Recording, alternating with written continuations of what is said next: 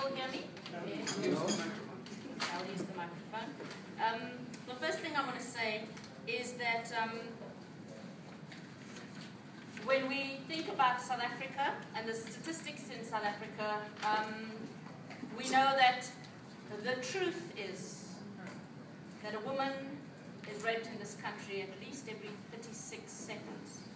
And so we would like to perturb our conversation by having an alarm go off very briefly every 36 seconds to remind us that every time you hear that alarm, a woman is violated by patriarchy. But I come to this conversation as an Anglican priest, and the issue I would like to bring to the conversation is that of what happens to our ideas of God when we gender the Trinity, Father, Son, and Holy Spirit.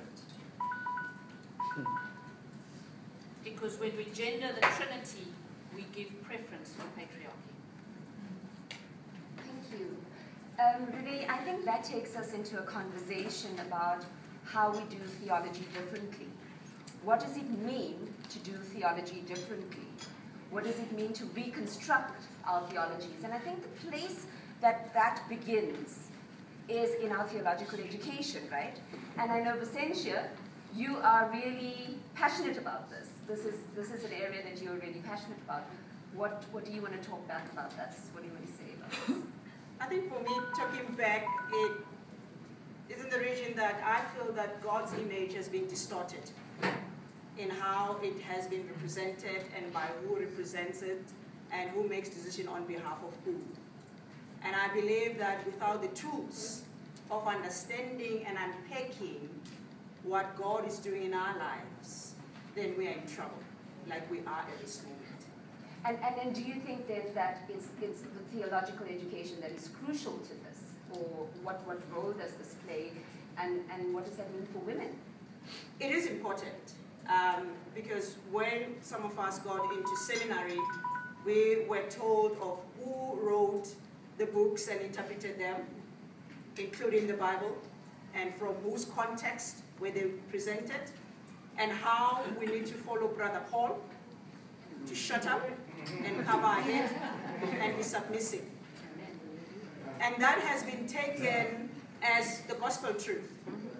And that means that we see lesser and lesser women as we go on studying theology and doing theology. But they fill our pews. They get told, but they don't talk back in those pews. So theological education is a really important way to talk back. Yes. Well, Eliza, you've just got your papers, as Renee says, and you've just gone through that process. What has that taught you about talking back? It's taught me that there's a lot of resistance to talking back, and that often our voices are not acceptable. I interviewed clergy women, Anglican clergy women, most of whom are mothers, and we talked about the fact that priesting is very much like mothering. It's the same job. And